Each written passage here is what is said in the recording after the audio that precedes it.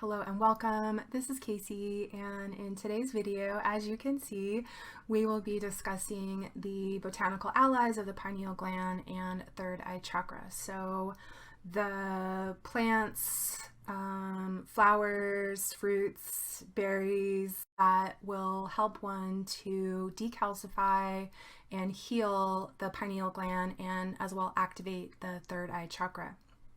And this video is something of a follow-up to the last video that I did, and in that video we spoke about the form and function, or the anatomy and physiology, an introduction of course to the pineal gland, and we also took a look at the location of the pineal gland and third eye chakra within the iris according to the science of iridology. And then we also spoke to some of the signs that one may see indicating hyperactivity, hypoactivity, and even degeneration of the pineal gland.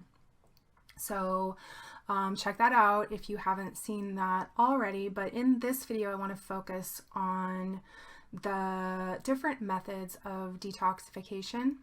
And so we're looking at healing, detoxifying, decalcifying, and then activating the pineal gland and third eye chakra, respectively speaking. So with the pineal gland, the great Dr. Morse, the master of detoxification, has mentioned that the pineal gland is no different than any other gland in the body in terms of detox. And I would agree with that.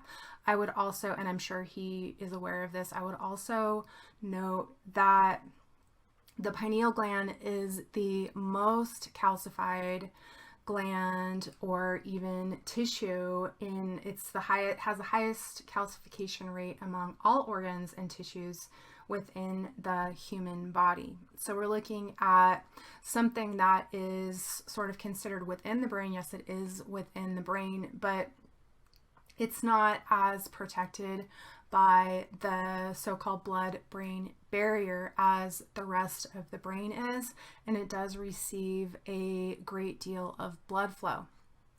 And so with that, it is subject to the influences that the blood will bring to an organ, and for better or worse. And I should note also that the pineal gland has its own processes related to producing some level of calcium, and I won't get into that.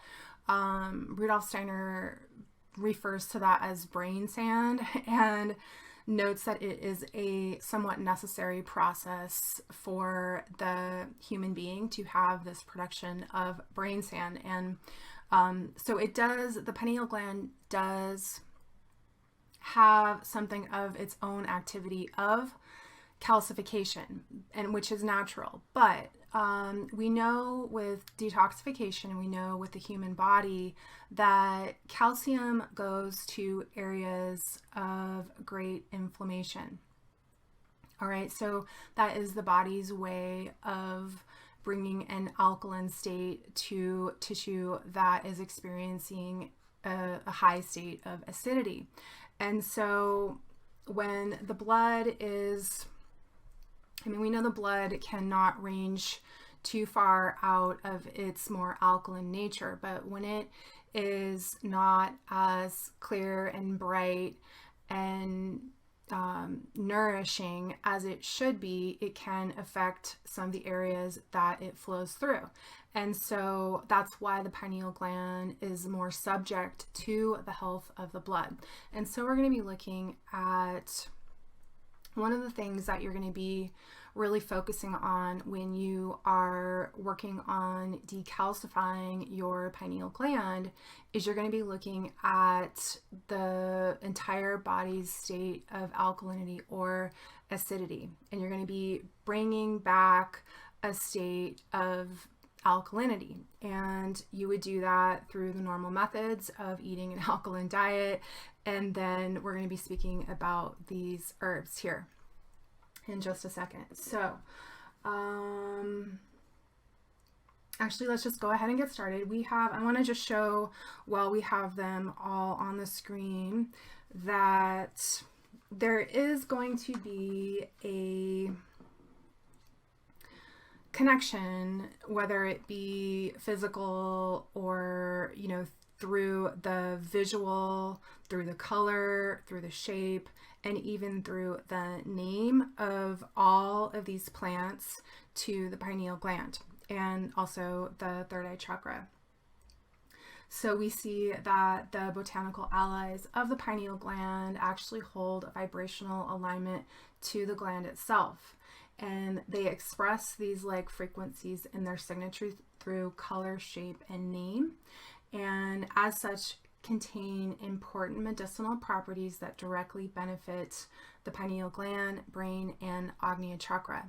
And we see that in the long stems, we have Goto Cola here. We have the long stems that represent the brain and spine, and well, I should say the brain stem, the spine and brain stem.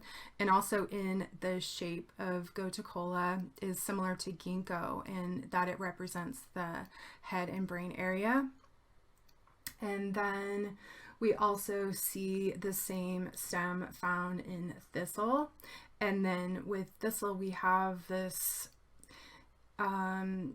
bright purple sort of magenta color. It can vary. And this is a bull thistle, very similar to milk thistle, which is what we're going to be talking about. And I will say too that a lot of these plants are going to affect the pituitary gland as well, but we're focusing more so on the ones that are directly affecting the pineal gland.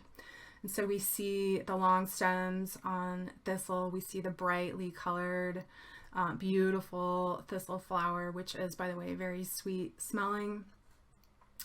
And then we have the lavenders and purples found in alfalfa, and as well as chicory, and as well as in this berry. So this berry, and if you haven't watched that video, we know that, I'll just mention that again, that lavender, purple, these are colors related to the third eye chakra. So when you're looking at vibrational alignment, a color will match a form. So a color represents a vibration, and when you're looking at matching plants to different organs and organ systems, generally speaking, you're going to see an alignment between the two. And this is just, it's all very perfect because with the pineal gland especially, there is a very close physical relationship to the third eye chakra that we can see. That's obvious. All right, and then so we have Ligustrum lucidum, this purple berry here. And with this plant, its name lucid actually means to shine, which is related to the third eye. The element of that chakra is light. And then we have the high content of the crystalline semiconductor silica found in horsetail here, and which is related to the crystalline nature of the pineal gland. And then we have the pineal gland's namesake, the ancient pine here, with its safeguarding of our original 12-strand DNA. And then lastly, we have the chaga mushroom. And the chaga mushroom, we'll get into it as we go on through this set of pictures. But you can see it's sort of this dark protruding mass, and this is on a birch tree, and birch trees are in the poplar family, and they will sometimes have eyes on them, but even more so aspen trees, which are also in the poplar family, are known for their striking eyes. So we have that connection there. So let's go ahead and get into it. I'm just going to say a few brief things about each of these plants, and those are all going to be things that are related to, for the most part, to our subject at hand. Otherwise, we will be here all day. Okay, so the first plant we have, and I should mention, I want to, I don't know if I'll put it in the description box or if I will, how I'll do this, but I do want to help you guys develop a formula if you would like to do so. So we're going to be talking about these individual plants, and then I'm going to tell you about a formula that I've created, and that's what this is basically. So I have a tincture that is for decalcifying the pineal gland, and I have also made a tincture, and you can get either of these. You can find all that in the description box, but I've also made a more higher vibrational tincture elixir that is more for Agnya Chakra itself, and that has a lot of flower essences and gemstone essences in it. But so I do want to say that all these plants are in the formula that I put together, so I do consider them to be of particular importance, and that you can take these plants on an individual basis or you can combine them together. And so I will give some guideline at some point somewhere on the proportions that I use in my formula in case you want to duplicate that. Okay, and so we have thistle, and thistle is known primarily for its ability to protect the liver and regenerate liver cells. And we're speaking about milk thistle, and like I said, this is a picture of a bull thistle flower. I have some milk thistle in my area, but I have way more access to this beautiful bull thistle, which I have made flower essences out of, also used the leaves in juices.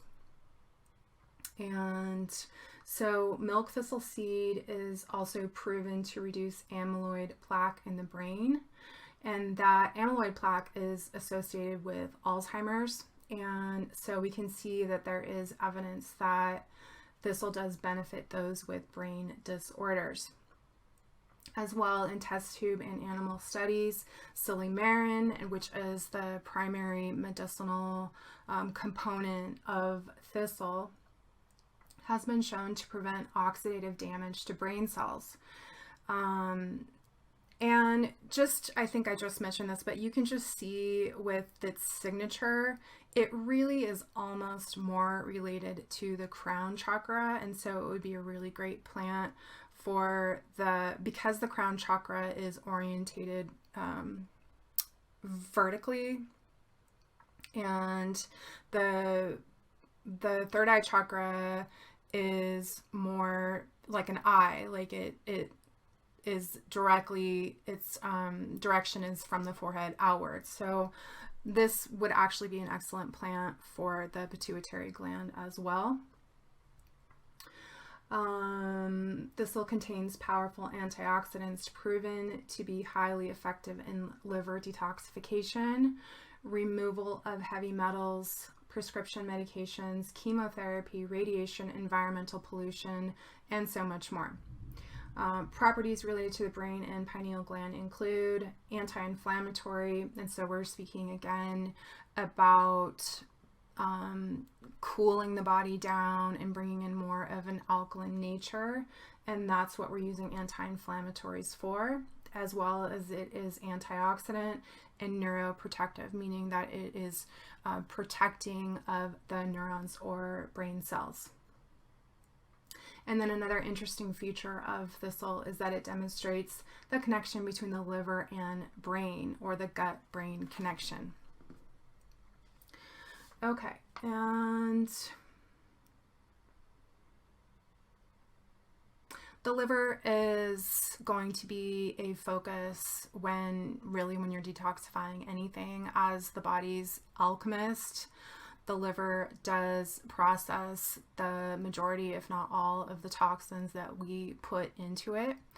And so whatever doesn't get cleaned up by the liver will end up somehow in the blood circulating around and affecting the organs and glands. So the liver has a great responsibility within the body, we know that, and its health will directly affect the health of the brain.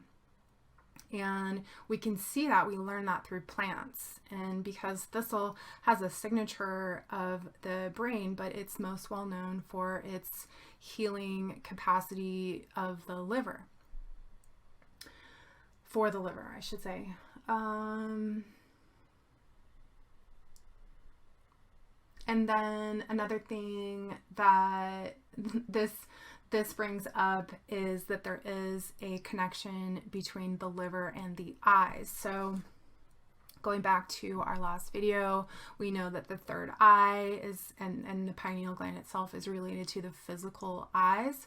And in Chinese medicine, the liver and the eyes are very connected. So you can see virtually a sluggish liver in the eyes of people. So, and there's just a connection there to be noted. All right, so next up, we should have chicory. Okay, and then in this picture, you can see chicory. I really, really love chicory, and I use a lot. For the most part, I utilize chicory as a flower essence. So you could use it in a formula for the pineal gland for sure, because it is similar to dandelion and it also affects the liver. But you can see in this picture down here in the right hand corner, we have just a little bit of alfalfa coming through, and we're also going to be talking about alfalfa. So they grow together, and they work together for the purpose of decalcifying and activating these areas. Okay, so in chicory, you can see the stem here. It's interesting. It really reminds me of the third eye, because it's like if you try to pull a chicory flower off the stem, it clings to the stem, and that is part of its more vibrational frequency and its effect in flower essences, is that it is for allowing the release of things that you are clinging onto, and most notably people. Or it works conversely as well, so it can help you to be set free from people that are attached to you. So but we're going to talk about its more physical medicinal value here briefly. Chicory is related to dandelion, and with similar values, chicory root is likewise considered one of the primary liver, gallbladder, and spleen tonics due to its ability to stimulate the flow of bile from the gallbladder and bile ducts. It is by this mechanism that it helps to purify the blood. So again, we're looking at purifying the blood, and chicory was originally thought to be superior to dandelion as a bitter medicine. So you can, if you have chicory growing near you, which you probably do, it grows all over the world. It's not native to my area. I'm in the US in Northern California, but it does grow as a weed here. So the roots, as we know, well, some of us know, are really commonly used as a coffee substitute after they are roasted, and they're very much like dandelion root in their bitter nature. And then the leaves as well can be used as greens, and I recommend you get them when they are pretty young. They get tough and increase in their bitter qualities as they age. It has long been used as a coffee substitute or blended in with coffee. It is said to contrastimulate, meaning that it serves to correct the excitation caused by the principles of coffee. It's a really good way to get off of coffee if you just start adding in chicory root and then slowly ditch the coffee altogether if you can. The blue of the blossoms and their tendency to close as if in sleep at noon. So this flower closes up when the sun gets high in the sky and when it becomes hot. It's very much like dandelion, but I consider it the more feminine, sensitive counterpart to dandelion. Suggests the plant's use in treating inflamed eyes. So we have again a connection here to the eyes. It does contain anti-inflammatory properties, and fresh leaves have been used to reduce inflammation and relieve pain in Ayurvedic medicine. In Ayurvedic medicine, the leaves are ground into a paste and applied to Pitta-type inflammatory skin problems. So it is soothing and cooling and can be used as an eye wash. It is a mild sedative and relaxing, making this earthly root medicine excellent for grounding effects, for its grounding effects on the nervous system. Okay, and then in my formula, I primarily do use this as a flower essence, but like I said, you could use it to work on the liver, and it does have a signature for the third eye and the pineal gland. So you could use it in its root form, or you could use it as a flower essence. Okay, and next we have Goto Cola, and this is a brain tonic herb similar to ginkgo, and the leaf of the Goto Cola plant resembles the lobes of the human brain, as well as the long flexible stem is reminiscent of the spine and brain stem. Goto Cola is a calming nervine, so it affects the nervous system in a calming way, as well as a rejuvenation tonic. Goto Cola embodies the energetic signature of the brain and nervous system and has traditionally been used to temper anxiety and improve mood. These effects may be somewhat due to an increase in neurotransmitter production. So in both Chinese and Ayurvedic systems of medicine, Goto Cola is considered a spiritual and reality enhancing tonic herb. It has been shown to harmonize trans-hemispheric communication in the brain, and I thought this was significant, and this is a good part of the formula that I have for decalcifying and cleansing the pineal gland. I think it's significant that it has this ability to balance the hemispheres because the pineal gland sits directly in the center of the brain. And this is likely why it is used by yogis, monks, and meditators for its psychic and awareness enhancing effects. Brain hemisphere synchronization produces changes in brainwave states associated with expanded states of consciousness. Goto Cola is said to act directly on the pineal gland and the third eye chakra. So this would be one of the more key herbs in any formula, or even if you want to take it on its own. It's a fantastic herb to take for general health of the brain and the nervous system. And I haven't said this yet, I don't think, but for the brain and nerves, I do prefer tinctures, but you could take this in capsule form, I suppose, or in a tea form. I have some Goto Cola that is dried, and it's just very lackluster. So I don't know, my preference of course always is going to be to use the fresh plant, but I think that tinctures in my mind are more conducive to, they're more on an energetic level, a higher rate of reaching the neurons and the brain tissue than capsules, in my opinion. So it doesn't mean you can't take capsules or tea. Properties related to the brain and pineal gland include anti-inflammatory adaptogenic, nervine tonic, and vasodilator, which means it supports microcirculation.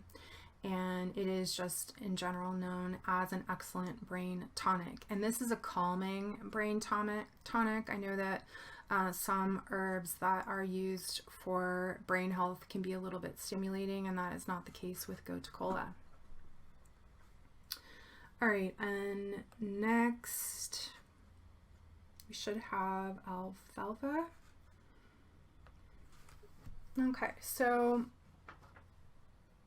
and this is for most of these photos I was able to take myself, except for the Goto Cola, because I don't have that growing here. And I really like this picture of alfalfa. It is a macro photo. As you can see, the alfalfa flower is rather small, but and in this picture it has captured these little they're basically like web strings, but it reminds me of the capacity and propensity of alfalfa to root very deeply into the earth and become somewhat of a bridge between the earth and the air above it. And in this case, this would be like the root chakra and the crown chakra. So it has a connection between the strength and the solidity and the minerals within the earth, and then it brings that up into its flower. And so again, we have this purple flower related to Agnya chakra. This is alfalfa you can be taking on its own. Again, you can have it in a formula.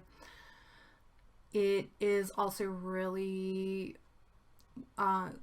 really good for the pituitary gland. I believe that Dr. Morse has it in his pituitary formula, as well as several other formulas he has alfalfa in.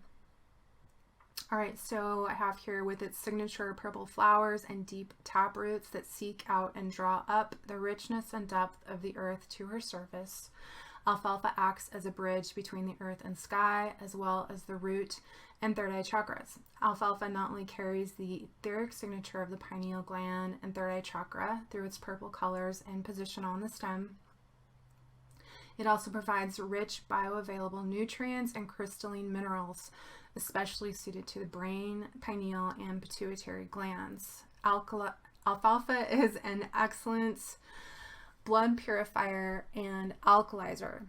So that's the main function of alfalfa in this formula. Aside from its signature, it does have the crystalline minerals for the brain, but it's a powerful blood purifier and alkalizer. And its high chlorophyll content helps eliminate toxic chemicals and heavy metals from the body and brain. So we're going to see with a lot of these plants that the part of the medicine that they are bringing to decalcifying the pineal gland is the removal of heavy metals and toxic substances from the body. And these are the kinds of things that can accumulate around organs and glands, okay, and cause decalcification and further degeneration of the gland. All right, and so next we have horsetail, and this is also a photo I took. I like to tincture. You can tincture horsetail fresh or dried. The reason I say that, I prefer always to tincture things fresh, but it doesn't contain a lot of water, even though it grows near water, and it does bear that signature of a water plant. It doesn't seem to lose a lot of water after it dries.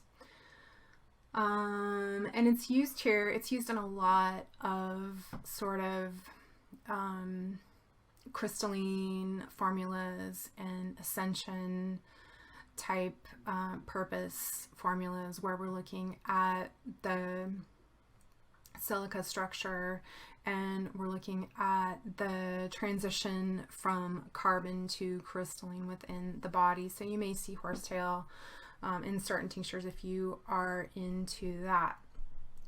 And horsetail contains a high amount of the crystalline semiconductor silica, and its presence in any kind of pineal gland formula, and especially in the one that I've created. I would think if you're going to create a formula, you would definitely have that in there, and it's pretty easy to come by, and you can wildcraft it. It does grow abundantly in most areas.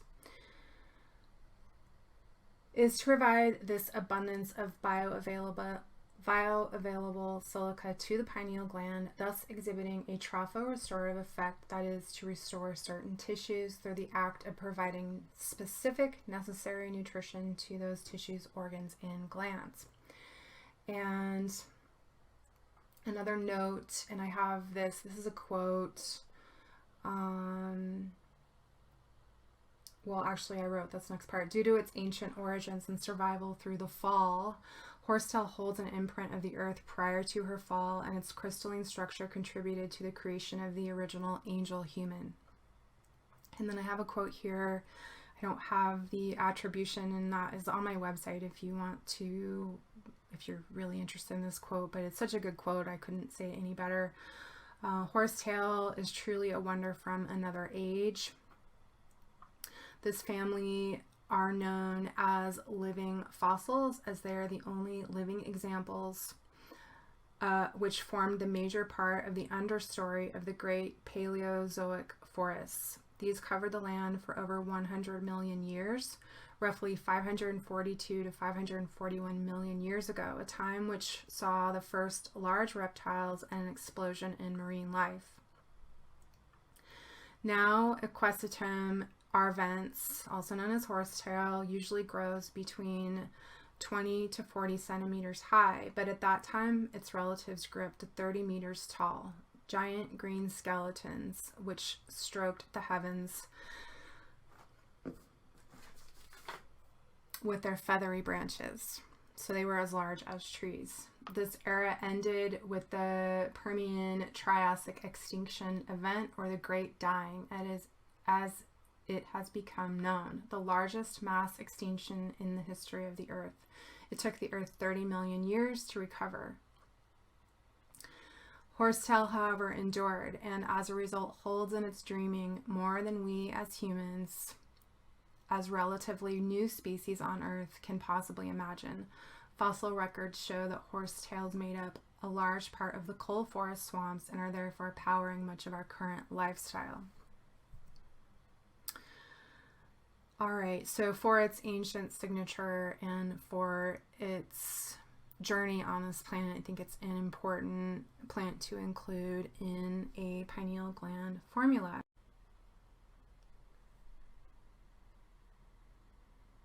All right, so next we have Ligustrum lucidum, which is an endocrine gland and brain tonic used to improve the quality of one's eyesight. So we have, again, the connection to the eyes. It is said to clear, heat, and brighten the eyes. And it is a Chinese longevity tonic. So we're going to see this property of longevity in many of the plants that are related to the pineal gland, and we know the pineal gland is related to life cycles and aging. So we have this connection here. And Lucidum ligustrum improves diminished vision and treats disorders related to the eyes. It also improves tinnitus, and so we have a connection also with the ears. And if you recall that there is, with the third eye chakra, some of its capacities in the ethereal realm or the realm of psychic gifts are that of clairvoyance and clairaudience. So it is also connected to the ears. And also improves dizziness and a sore low back, which we know a sore low back is generally related to kidney weakness. And consequently, Ligustrum is used to treat kidney weakness as well as liver weakness.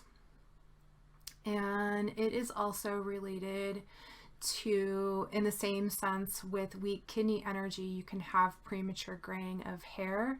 So it is used for that purpose, to help promote the growth of hair. And it is a general tonic for the liver and kidneys. It is an immunomodulator, so it modulates the immune system's response, and it is antioxidant, antibacterial, anti-inflammatory, anti-tumor, and hepatoprotective, so it protects the liver. It is used to enhance white blood cell counts after chemotherapy or radiation treatment. And Lucid is the name of this plant is very much related to the third eye chakra, as lucid comes from the Latin word lucere, meaning to shine, which is reflected in its meanings filled with light or shining. And so next we have the ancient pine. And pine I consider to be Earth's record keeper, or at least one of them. It is an ancient tree and it does live to be quite old. Pine holds the memory of our original 12-strand crystalline DNA. Pine cones are also identical in shape to the pineal gland, and as its namesake, pine is the keeper of the pineal gland's sacred flame, embodying the blueprint of the pineal gland within its own DNA. As such, pine may assist humans in accessing their crystalline DNA and in restoring pineal gland function to its original capacity. Now, the medicinal use of pine in this formula and in many cases in herbalism, as you're going to see pine pollen. There are many uses for the whole tree. You can use the pine needles in tea, and the pine sap is good for, in small amounts, it's good for clearing congestion in the lungs. Pine pollen here is what we are speaking to, and it contains a rich source of phytonutrients and DHEA. And recent studies have shown that DHEA boosts melatonin production in the pineal gland, as well as known for its longevity and anti-aging properties. So anytime we're seeing a boost of a hormone that gland is responsible for, we're seeing a direct connection to that gland. And it can be seen as something of a trigger, a reminder, and a support system for the function of that gland. Pine pollen also is rich in B vitamins and contains a complete amino acid profile, thereby improving neurotransmitter production and mood, as well as vitamin D, which is of course related to the sun and the light. And pine pollen is also rich in compounds such as nucleic acids, which are DNA repairing fragments, and superoxide dismutase, or SOD, a powerful antioxidant and cell protectant. And overall, pine pollen is known to harmonize and rejuvenate the entire endocrine system. And as its name implies, it is especially suited to the pineal gland. All right, and I believe the last botanical, aside from mentioning the fruits, is going to be chaga. And this reminds me, if you listened to the last video and I read that Steiner quote where he was speaking of the earlier humans and how they had this sort of, and the original third eye was something, as he described, as a protrusion from the forehead. And he considers the pineal gland, I should say, he considers it more of a sense organ rather than an endocrine gland. And so it's something that I'm going to be taking a look at and thinking about and researching, see if I can get some more info on that. But originally he says that it was a sense organ and that it atrophied into what we think of now as the pineal gland. And this protrusion off of this birch tree really sort of gives me an impression of that quote that I read from him. So, chaga mushroom, the mysterious deep dark color of chaga and its tendency to grow mostly upon birch trees, as I mentioned, are in the same family as aspen trees, which are trees that bear striking eyes, shows its medicinal properties related to the pineal gland. It is one safeguarder of our DNA. So it is safeguarding of the DNA. Chaga contains high concentrations of SOD in its purest form, just like pine pollen, and its most bioavailable form, protecting our genetic coding and DNA from oxidative stress, which can cause mutations and damage to our genes. Chaga inspires the production of melatonin within the pineal gland. Additional properties include anti-inflammatory, immunomodulator, antioxidant. It contains potent anti-tumor properties. It is anti-mutagenic. And anti-mutagenic means anti-mutagens are known as compounds that are able to decrease or even remove the mutagenic effects of potentially harmful chemicals. And so here we have this theme, as mentioned, of removing or neutralizing different effects of radiation and chemicals and toxicity within the body as an aid in healing and detoxifying the pineal gland. And as well assists our liver to rid our body of chemical toxins produced in some cancer treatments. So this is chemoprotective. And chemoprotective means just that it helps to assist the body in removing the chemical toxicity produced by chemotherapy and radiation therapy. Chaga shows an ability to suppress defunct cell proliferation along with inducing apoptosis, which is known as programmed cell death. So that is to induce cell suicide if that cell causes a threat to the organism. So that is showing us that the body does have the intelligence to recognize which cells are defunct and then to destroy those cells. And I should note that Ligustrum lucidum is also known to induce apoptosis. And so lastly, with regard to chaga, we have the medicinal compound that chaga absorbs from birch trees, transforming it, essentially alchemizing it into a bioavailable form to humans known as betulinic acid. And betulinic acid is a well-researched anti-tumor compound.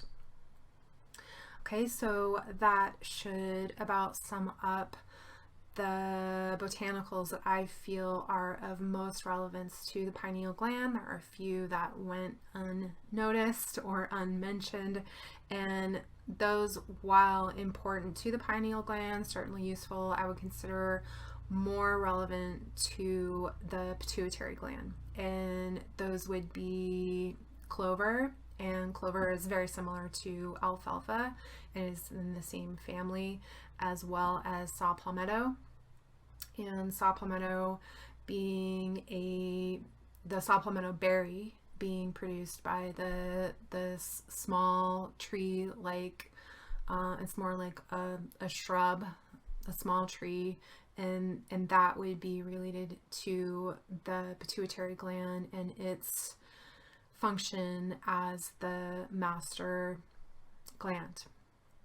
All right, so those are the plants that I have in my formula, and I also have, we did not speak to this, I also have colloidal gold. If you are interested in that monoatomic gold, you may want to also include that in a formula you put together. I find it to accelerate the decalcification of the pineal gland and really increase lucidity, awareness, intuition. I find it very useful for lucid dreaming and astral projection. I do have that in my formula. If you are interested in that or in the more high frequency flower elixir formula, you can check out the link in the description box. And as well, I just really wanted to empower anyone to use these plants on their own or put together their own formula for decalcifying the pineal gland. All right, and so lastly, we have a quick overview of what you would be consuming and why through the process of decalcifying anything in the human body, but especially the pineal gland. So we have here an array of gorgeous fruits and berries, and as you can see, they are all somehow related in whether it be in their form or their color to the properties of the third eye chakra and pineal gland. And so the highest frequency diet is the fruitarian lifestyle, and this is a diet of living foods, especially fruit and some greens and herbs, with a small amount of seeds and nuts. And fruitarians often note that one of the effects of this lifestyle is an increase in extrasensory perception and experiences such as lucid dreaming and astral projection. Fruit is the highest evolution of the plant, bush, or tree, and as such shares vibrational alignment to the uppermost chakras and glands, the third eye and crown chakras, and their physical counterparts, the pineal and pituitary glands. And certain fruits hold an even closer vibratory signature matching that of the pineal gland. Those are fruits and berries that contain different shades of purple, indigo, and violet. And these would include purple grapes, blackberries, fresh fig, plums, passion fruit, currants, elderberries, and blueberries. And I'm sure I left out a few. I know that, I think it was last summer, I accidentally bought a watermelon that was purple inside, and I think it was called an orchid melon, and it was good. It was delicious. It was purple. It was a watermelon, so that was fun, but I still think I would prefer the traditional red flesh of a watermelon. So that said, yeah, I'm probably leaving some fruits out. Certainly I am leaving all the vegetables out. I wanted to focus here on the highest frequency food, the most highest electrically charged food, and that is fruit. And so all of these fruits benefit the pineal gland through their antioxidant rich properties, their high content of bioavailable vitamins and minerals, and their powerful detoxification properties. And as we know, fruits are alkaline in nature, and as such will help shift the body and blood into a more alkaline state, which is a calm, sattvic state of mind conducive to meditation and quiet time in nature, both of which contribute to the health and vitality of the pineal gland and third eye chakra.